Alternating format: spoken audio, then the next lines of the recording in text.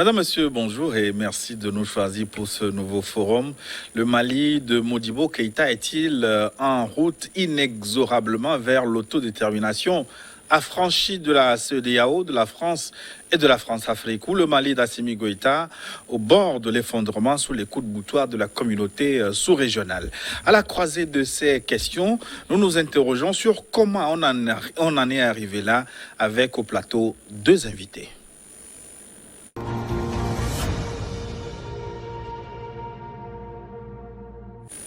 Avec nous, Théophile Amouzoum. Monsieur Amouzoum, bonjour.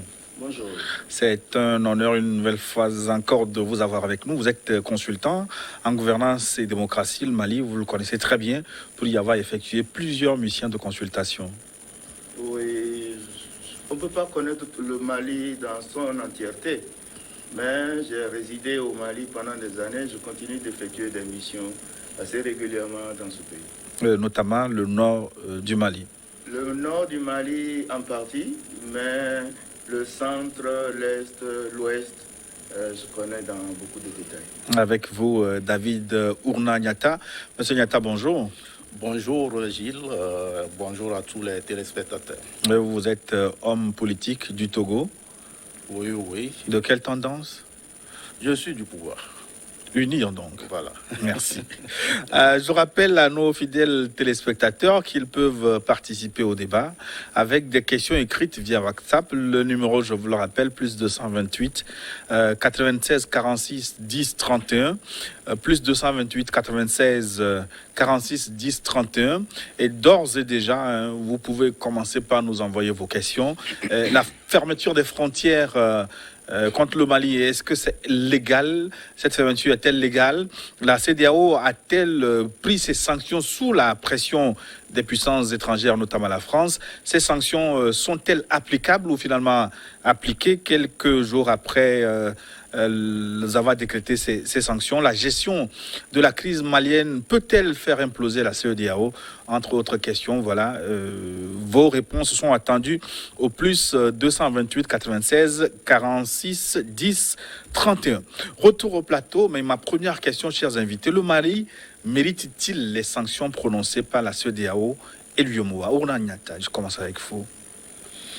C'est une question complexe. Il faut d'abord commencer par s'interroger sur la manière dont la situation a été gérée pour qu'on en arrive là.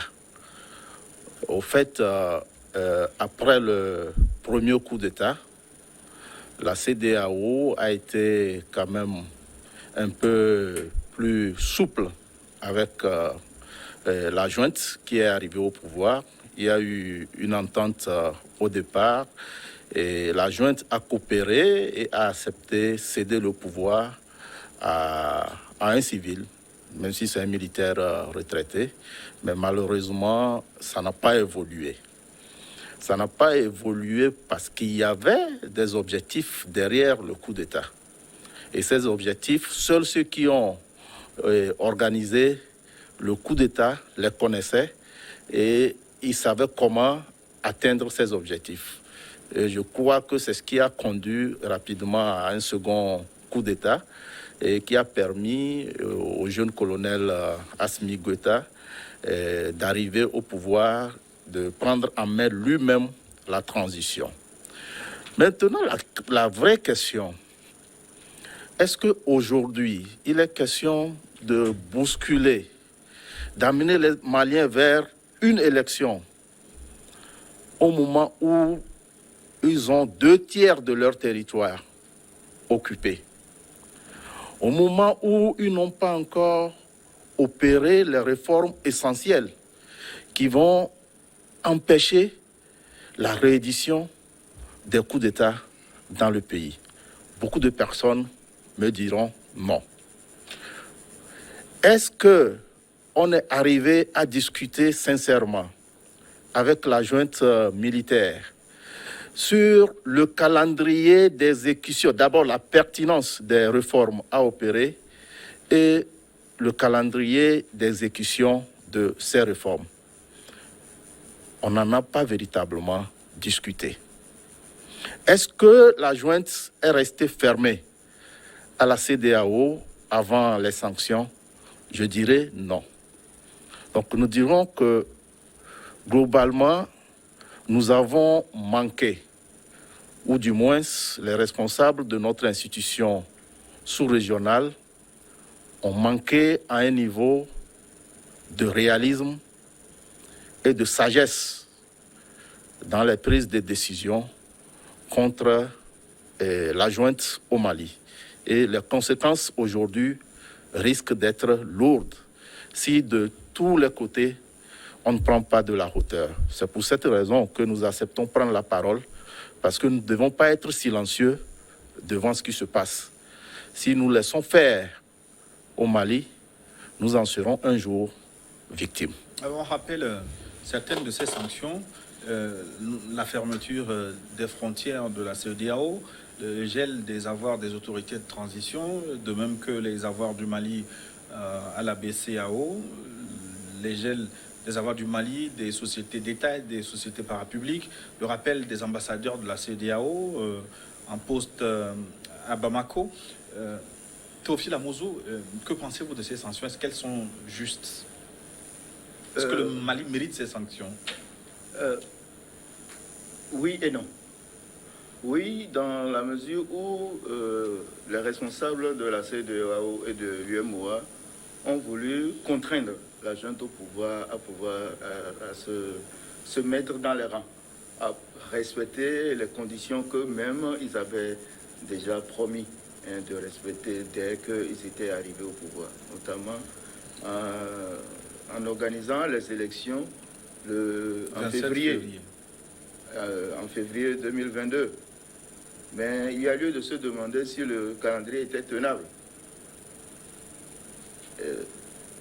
Là, je dirais non, parce que il fallait que le Mali puisse procéder à des réformes, notamment des réformes qui touchent la Constitution, mais également des réformes qui concernent l'organe de gestion des élections.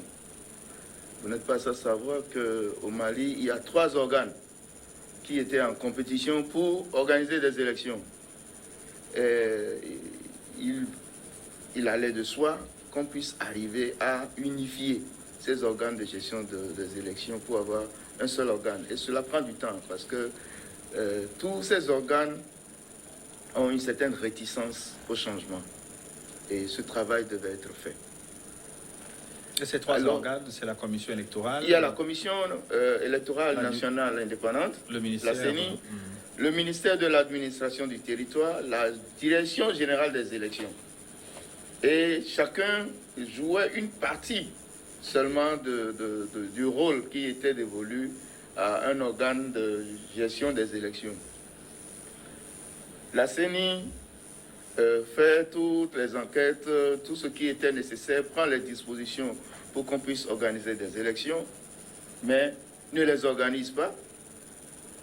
C'est la direction générale des élections qui organise les élections, mais les décisions pour organiser les élections proviennent du ministère de l'administration du territoire. Donc, l'organe de... On a vu notamment les limites oui, de ceux qui ont Vira lors des élections, les dernières élections organisées par le Mali, avec un taux de participation très faible, à peine 20%, et des fraudes massives qui ont émaillé ce scrutin. Oui, les fraudes ont émaillé les élections, mais c'est que la participation était très faible. Faible dans la mesure où déjà une grande partie du territoire était occupée. Comme l'a dit M. Ournan, les 2/3 du territoire ne sont pas sous la gestion, le contrôle de l'administration. Donc l'administration étant absente dans la quasi-totalité du pays, il était difficile pour que ces populations puissent participer aux élections.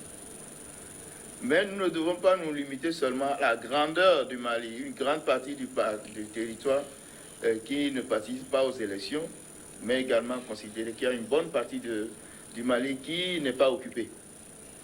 La population est essentiellement regroupée dans certaines grandes villes, Kidal, Tombouctou, Gao, Menaka, Taoudénit, Tessalit, et une grande partie, c'est du sable, c'est le désert. Mais il y a des populations nomades qui ont également le droit de participer aux élections. Mais c'est des zones qui sont également complètement prises en otage par les djihadistes. Et donc, cette bonne partie ne pouvait pas participer aux élections et la population même ne croyait pas en cette capacité de gouvernement de IBK d'organiser les élections transparentes. Il ne faut pas perdre de vue qu'au moment où on faisait la campagne électorale, l'opposant Cissé a été pris en otage. Soumaïla Cissé a été pris en otage. À son âme. Et détenu, il y a une bonne partie. Il était le deuxième au cours des élections passées. Et puis, le grand favori pour les élections, mais retenu en otage.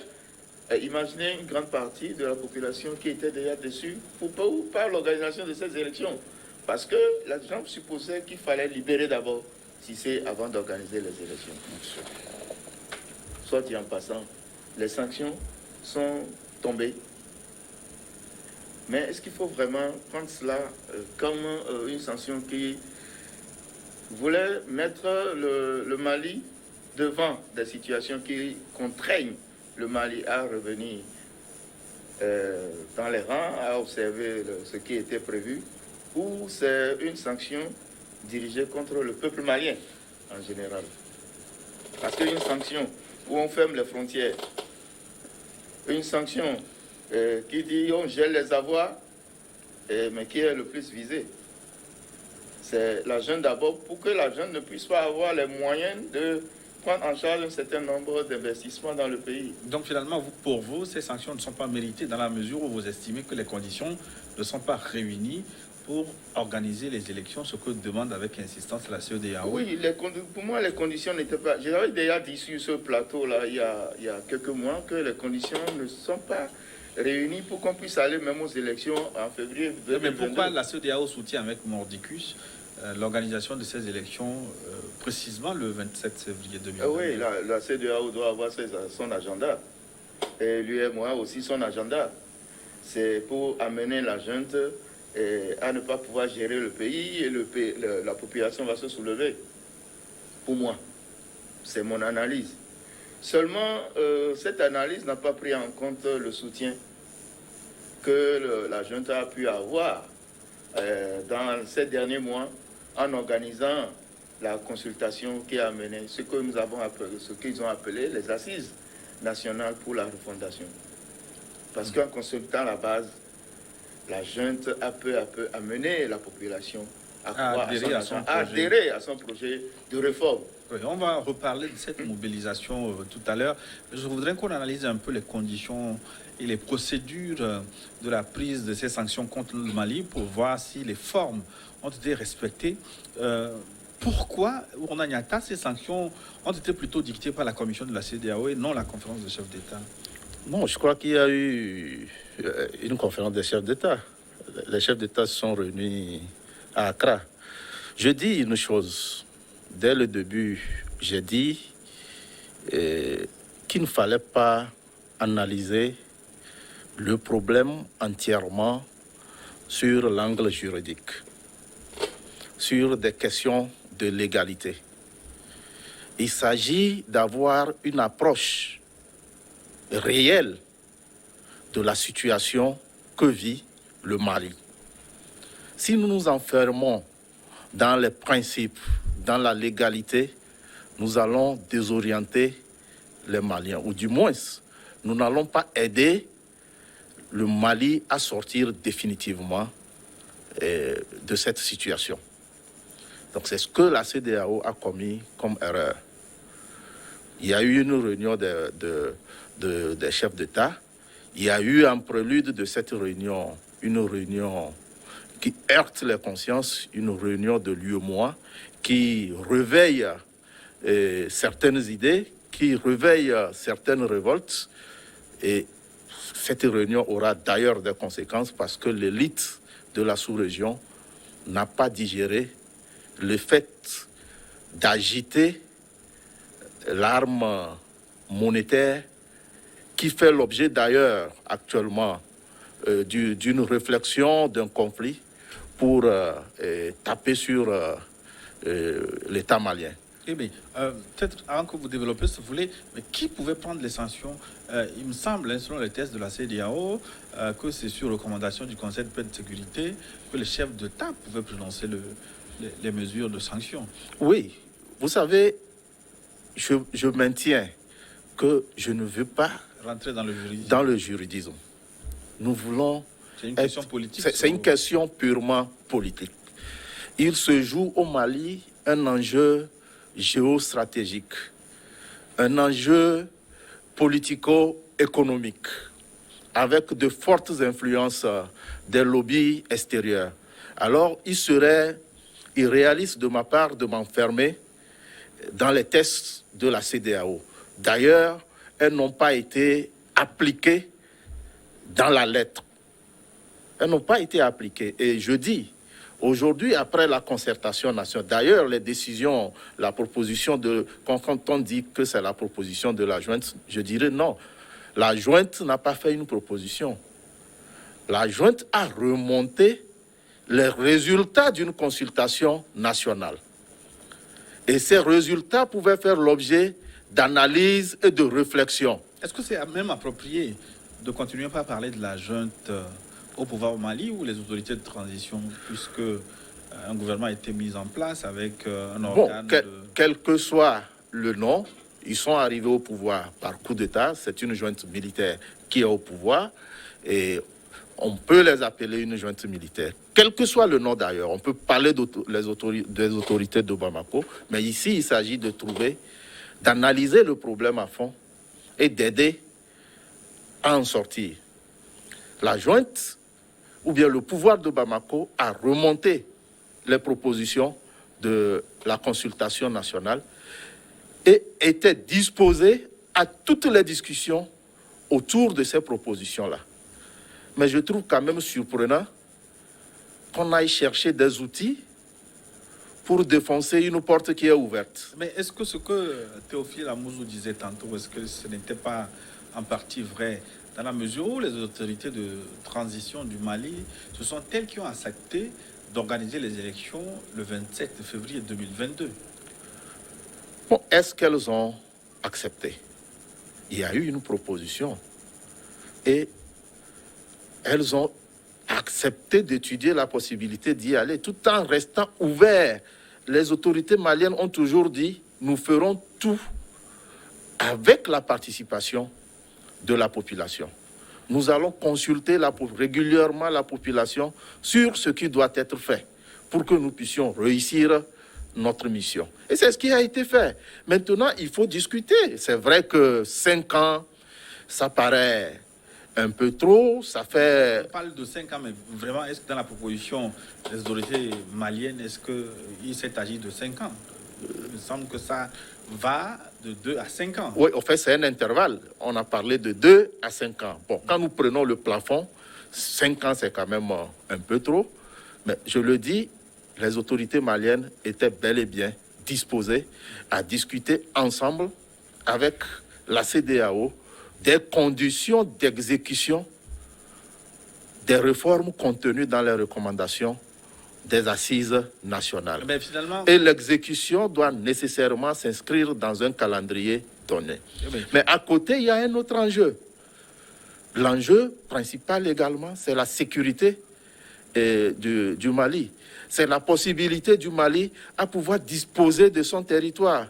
C'est la possibilité du Mali à pouvoir organiser des élections sur l'ensemble du territoire. Et à ce niveau, on ne sait pas exactement ce que la CEDEAO propose. On a une MINUSMA au Mali qui a une mission qui, en réalité, ne cadre pas avec l'enjeu sur le terrain. Il est question de combattre les djihadistes. Nous ne sommes pas dans une situation de protection des civils, de maintien de la paix. Il est question de combattre un ennemi. Et si la CEDEAO a une force en attente comme elle le fait dire et entendre un peu partout, il serait logique que cette force en attente-là puisse aller aider nos frères maliens à disposer de leur territoire pour que des élections soient organisées dans de meilleures conditions pour l'ensemble des Maliens. Finalement, donc, comment vous comprenez les sanctions de la CEDEAO? Est-ce que ces sanctions ont été prises sous la pression des puissances étrangères, comme l'estime le Mali, hein? Certaines autorités se sont prononcées sur la question et elles estiment que la CEDEAO a été instrumentalisée par les puissances étrangères. On a même cité nommément la France. Est-ce que vous partagez cette analyse?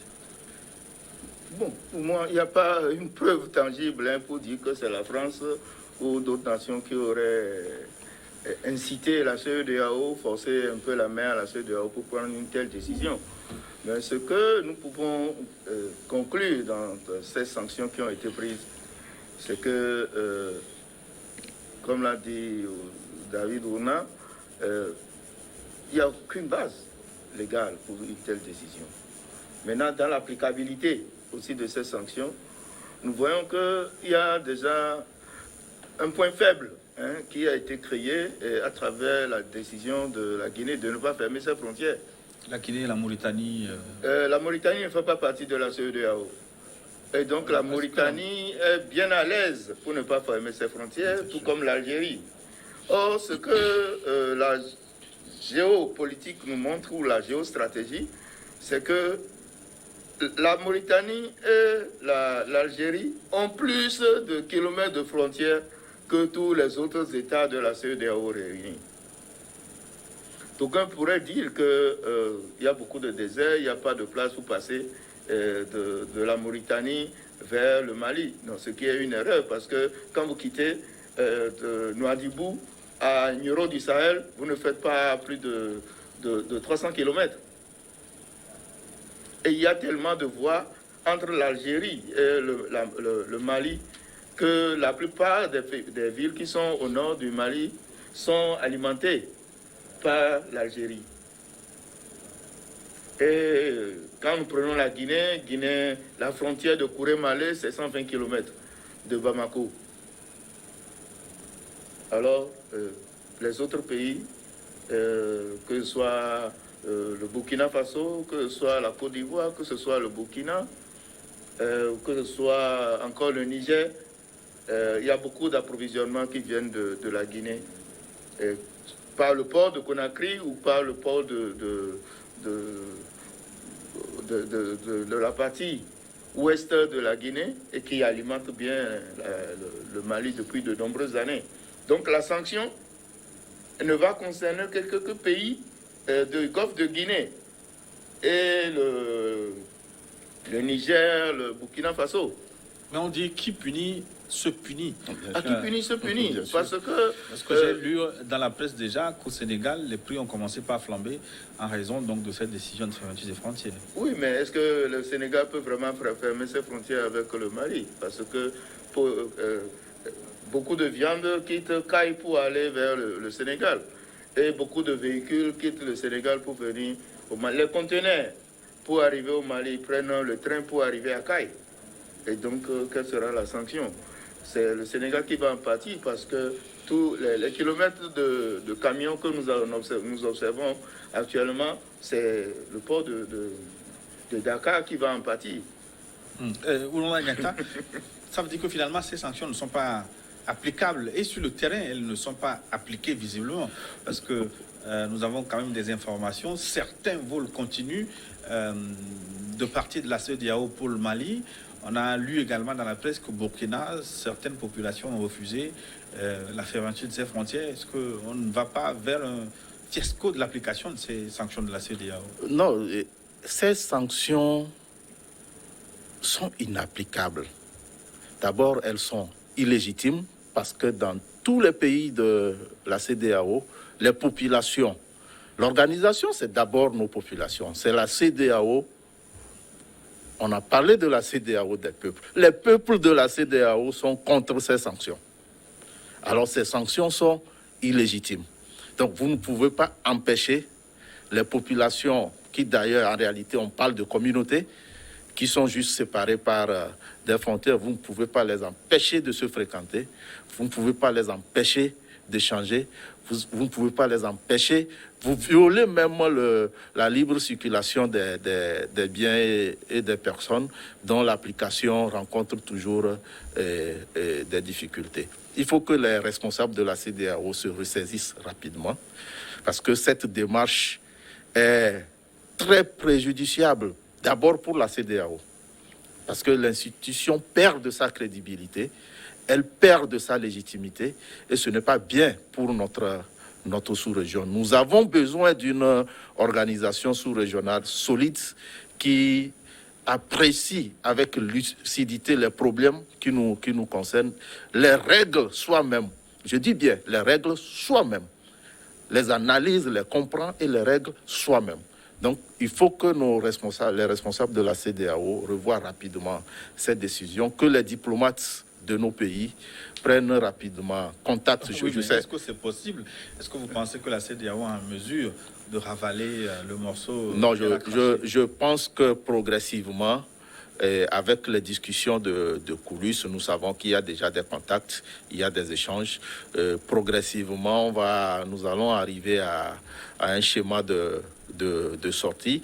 Le test est là, comme vous le dites, mais on peut ne pas appliquer sur le terrain les décisions, mais progressivement, lorsque... Oui, mais c'est ça qui fait dire à certains que ces sanctions ont été prises pour faire plaisir à quelqu'un, sinon dans la... Je voulais, avant de finir, ajouter par rapport... Et même la BCAO, il paraît que sur le plan CFA n'a pas encore commencé par être bloqué, donc du coup, on se demande, on a pris ces sanctions pour le plaisir de qui? Non, sur le plan économique, ces sanctions n'arrangent personne. Même mon pays, le Togo, qui a un port, a un manque à gagner. Quel est notre intérêt dans la prise de cette décision-là? Nous perdons plus d'ailleurs. Et beaucoup de pays, le Niger. Donc, en réalité, ces sanctions ne répondent à rien du tout. Ces sanctions, je le répète, ne répondent à rien du tout. C'est de la pure communication. Et il faut revenir, avoir les pieds sur terre, avoir la tête sur les épaules, analyser sérieusement le problème du Mali pour éviter le fiasco. Eh bien, est-ce que tous les chefs d'État unanimement quand même sont d'accord avec ces sanctions? On a entendu peu d'entre eux se prononcer sur ces sanctions. Est-ce que ça ne cache pas un certain malaise, en tout cas, au sein des chefs d'État de la CEDEAO? Tous les chefs d'État... Beaucoup de chefs d'État étaient à la réunion d'Accra. Mais est-ce que tout le monde, au fond de lui-même, a pris une décision en pensant vraiment que ça va être appliqué? Parce que quand nous parlons de frontières dans nos pays, c'est pas tangible, c'est pas des frontières avec des murs qui sont érigés. C'est peut-être la route qui aboutit à un poste où on fait un contrôle. Mais les milliers de kilomètres... Vous voulez dire que ça va ouvrir la voie à la contrebande? Mais ça va ouvrir la voie à la contrebande. Et les devises vont échapper à l'État, finalement, non? Oui, ça va échapper à tout contrôle. Ça va échapper à tout contrôle. Nous habitons à Lomé, nous savons tout ce qui passe par le BIT, ou tous les postes sur la frontière du Ghana où les gens peuvent arriver, ou sur la frontière du Bénin, ou sur la frontière du Burkina pour aller, même malgré que les frontières soient fermées. Nous avons des populations qui sont à cheval sur différents pays, sur différentes frontières. S'il y a des funérailles, les gens qui ne quitteront sans pour aller au Burkina Faso pour aller faire les funérailles. Les gens vont quitter le Togo pour aller aux funérailles à Comé. Vous ne pouvez pas les empêcher. De la même manière, vous ne pouvez pas empêcher les populations de Gao, qui sont les mêmes populations que les Germains, qui sont au Niger, de ne pas aider leurs frères qui sont en train de connaître des difficultés pour s'approvisionner. Mais quand il a à voir avec ce coup d'État opéré par le colonel Assimi Goïta? Qui? Les populations. Les populations, vous voyez, on prend des sanctions pour amener Les populations sont révoltées contre la junte? Oui, la population, quand les gens ne seront pas payés, l'argent ne va pas circuler, donc les prix vont augmenter, automatiquement la population va se soulever contre la junte qui est au pouvoir. Mais on a créé l'effet contraire. On a créé l'effet contraire. Vous avez vu la mobilisation de vendredi? Pas seulement à Bamako, mais dans toutes les grandes villes. Et dans des pays voisins, des gens ont également manifesté. Donc, c'est une décision qui, aujourd'hui, si on ne révise pas assez rapidement, va révolter les populations de la CEDEAO contre l'institution qui est la CEDEAO. On va maintenant, je voudrais qu'on analyse la réaction des autorités maliennes. Est-ce que cette réaction, la réaction, est-ce qu'elle est appropriée selon vous?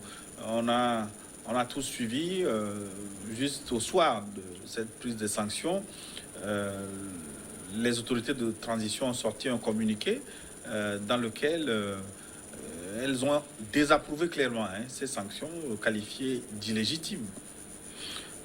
Vous voulez que le gouvernement malien fasse quoi face à cette situation? C'est une question de réciprocité.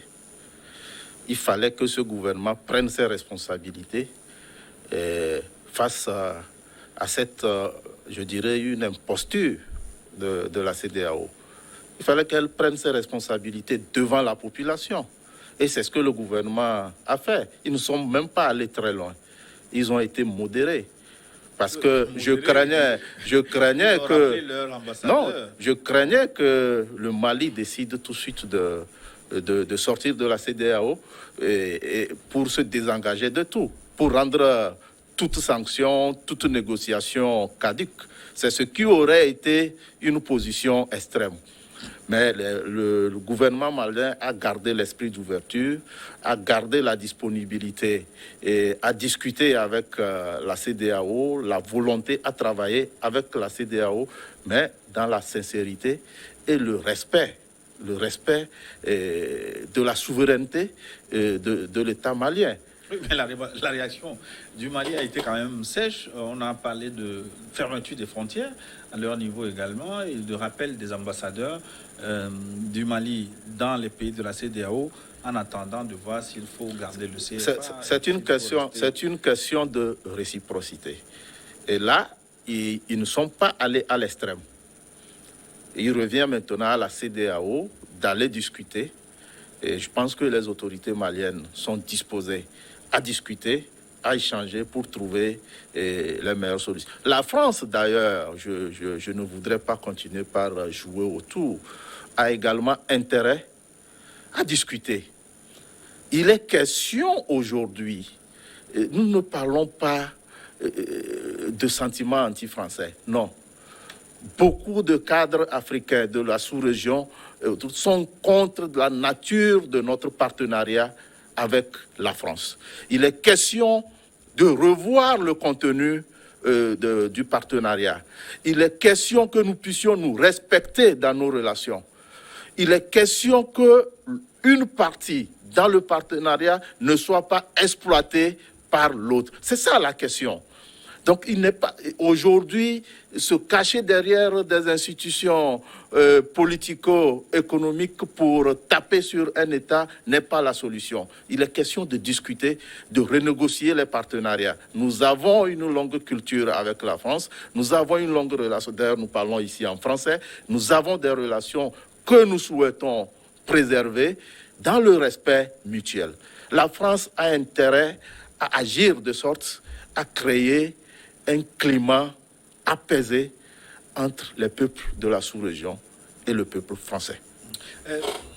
Théophile Amouzou, la grande mobilisation de vendredi, vous l'avez souligné tantôt, certains donnent des chiffres fous. On parle même de 2 millions de Maliens qui étaient dans la rue dans tout le pays.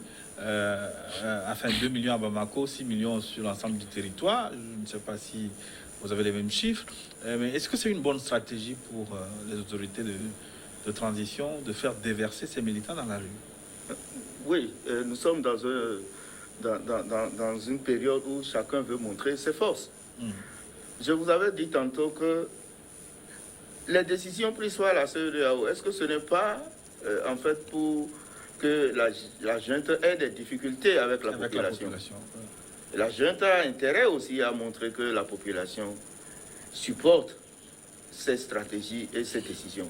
Et donc c'est pour cela que, en un rien de temps, ils ont mobilisé toute la population. Et les responsables de la CEDEAO se demandaient même, est-ce que l'imam Diko, tout le monde voulait savoir si Diko va appeler la population. Diko a dit, il faut que nous supportions les sanctions dans la dignité. Voilà. Dans le calme et dans la dignité. Cela veut dire que la population malienne, qui se dit une population de tradition, d'unité, veut montrer au monde entier qu'elle est debout. La population est debout. C'est pour ça qu'elle est sortie dans la rue. On a lu sur certaines pancartes mort à la France et alliés. Finalement, est-ce que ces sanctions ne poussent pas le Mali, les populations maliennes, à se démarquer de la CEDEAO pour aller nouer d'autres partenariats? Mais les partenariats sont déjà noués. Mais quand quelqu'un ne veut pas de vous, ben vous regardez ailleurs. Quand quelqu'un laisse, quelqu'un prend. Quand quelqu'un laisse, quelqu'un prend. Et dès que la France avait dit oui, nous voulons nous désengager, Barkhane va être révisé, nous quittons Kidal pour aller vers Gao, les gens se disent, mais est-ce qu'ils ne nous laissent pas une grande partie du territoire pour que les djihadistes puissent mieux nous attaquer? Et donc ils ont noué les relations pour dire, écoutez, nous avons besoin que vous veniez nous aider. Et je pourrais aller jusqu'à dire, si les sanctions de la CEDEAO ne visent que les sanctions économiques, pour dire les produits de première nécessité, le carburant n'est pas visé et autres, est-ce que ce n'est pas en fait pour que les autorités de transition ne puissent pas faire venir beaucoup de matériel de guerre dans le pays, à travers les ports? Et ils se disent, s'ils n'ont pas de matériel, s'ils n'ont pas de munitions, ils ne pourront pas combattre. Ça, je vais jusqu'à l'extrême de mon analyse. Mais les nouvelles autorités, ou les autorités de transition, avec les nouvelles alliances qui se sont nouées, ils ont tous les moyens. Le désert est très grand. Les avions peuvent atterrir n'importe où. Et vous connaissez Tessalit? Tessalit, c'est le meilleur aéroport où on peut atterrir à n'importe quelle heure. Le ciel est très dégagé et les avions peuvent venir à n'importe quel moment. Tout le monde vise l'aéroport de Tessalit. Et là-bas, on peut atterrir n'importe quand. Les États-Unis sont là-bas. Ils veulent contrôler l'aéroport. Les Allemands veulent contrôler cet aéroport. Les Français veulent contrôler. Tout le monde cherche à contrôler. Même les Russes cherchaient déjà bien avant à contrôler cet aéroport. Parce que de l'aéroport de Tessalit, vous pouvez joindre n'importe quel point de l'Afrique en un rien de temps. Finalement, est-ce que la France n'est pas en train de perdre le Mali? Le Mali n'est pas à la France. Je suis parfois choqué quand j'entends la France est en train de perdre le Mali, la France est en train de perdre le Sahel.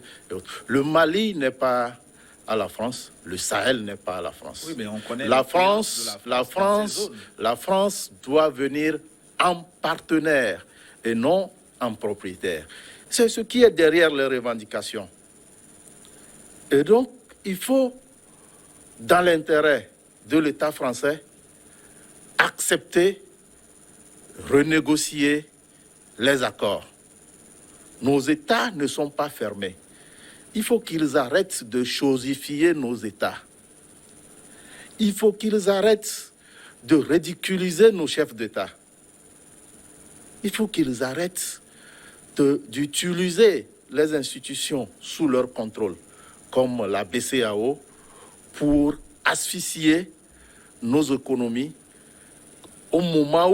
à tout moment où ils ont besoin de se débarrasser d'un chef d'État.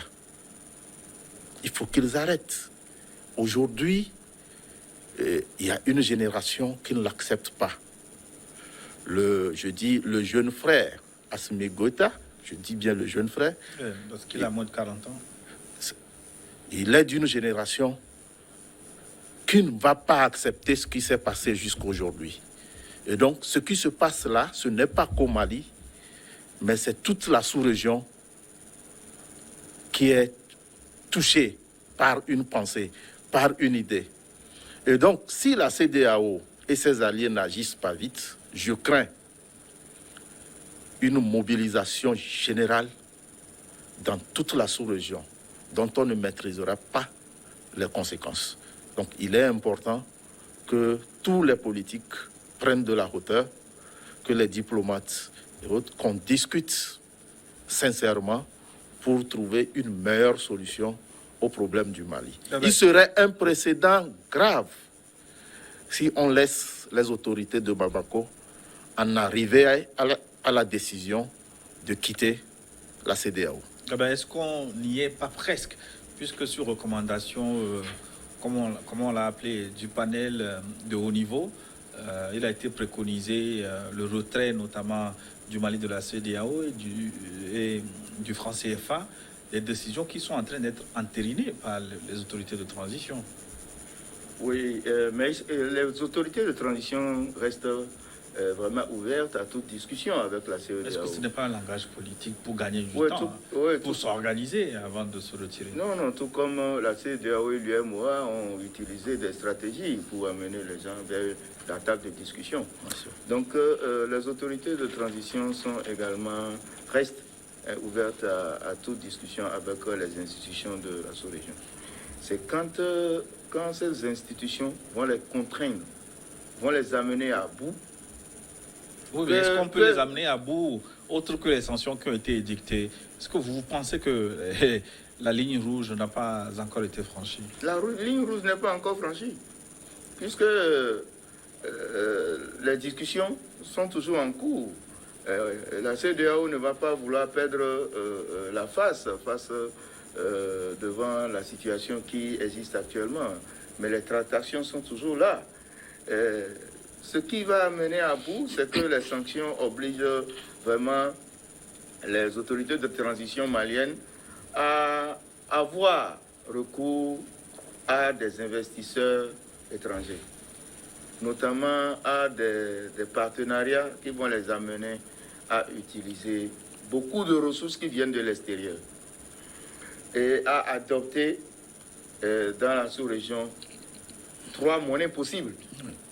La monnaie guinéenne, la monnaie mauritanienne ou la monnaie algérienne. Il suffit de se créer leur propre monnaie. Ou se créer également leur propre monnaie. N'oubliez pas que pendant longtemps, le Mali avait sa propre monnaie. Et que le Mali a rejoint l'UMOA beaucoup plus tard. Bien sûr. Et le Mali était le dernier pays à rejoindre l'UMOA. Il ne faut pas l'oublier. Bon, l'avant-dernier, en dehors de la Guinée équatoriale, qui utilise aujourd'hui le CFA. Mais le Mali peut retourner à son ancienne monnaie. Ou utiliser la monnaie guinéenne, qui est déjà là, qui peut leur permettre de faire des transactions. Ou utiliser la monnaie d'autres pays. Ou pourquoi ne pas... Ils peuvent même décider d'utiliser le rouble ou je ne sais quelle monnaie, en attendant de trouver une autre solution. Bien sûr. Oudaniata, le panel des hautes personnalités recommande donc, comme je disais tantôt, entre autres la sortie de la CEDEAO, du franc CFA. Est-ce que le Mali a les moyens de cette politique? C'est la volonté politique d'abord. Et si on oblige les Maliens à aller dans ce sens, ils s'assumeront. Et vous voyez ce que l'imam Diko a dit, c'est une question de dignité. Si aujourd'hui la CEDEAO n'arrive pas à corriger le tir diplomatiquement et que nous poussons à bout les autorités maliennes, ils iront dans ce sens. Ils quitteront la CEDEAO, ils quitteront la zone CFA. La question malienne est en train de ramener sur la table beaucoup de sujets qui attendent. La question du franc CFA, de son statut, la question de la monnaie unique de la CEDEAO qui a été savamment bloquée par certains lobbies, et la question de la souveraineté de nos États sur le plan politique. La question malienne soulève ces problèmes-là. Et comme je le dis toujours, je le répète, ce n'est pas un problème malien, mais c'est un problème qui nous concerne tous. On Ce qui arrive au Mali allons marquer aujourd'hui une pause peut nous arriver. Parce que une nouvelle édition du journal nous attend. Dans un instant, nous allons commencer par dérouler vos questions au plus 228 46 96 46 10 31. Dites-nous, la fermeture des frontières est-elle légale contre le Mali? La CEDEAO a-t-elle pris ces sanctions sous la pression des puissances étrangères, notamment la France? Est-ce que ces sanctions sont applicables ou appliquées? Si vous êtes sur place, faites-nous partager votre opinion sur la question.